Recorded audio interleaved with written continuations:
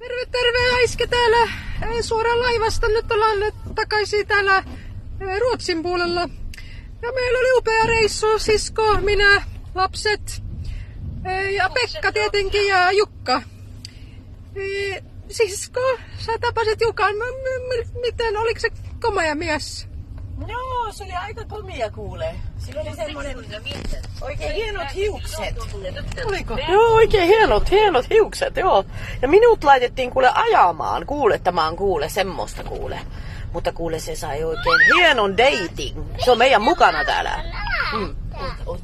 Heippa. Heippa. No joo, Pekka on nyt meidän mukana. Elä nyt. Sitten, Roope.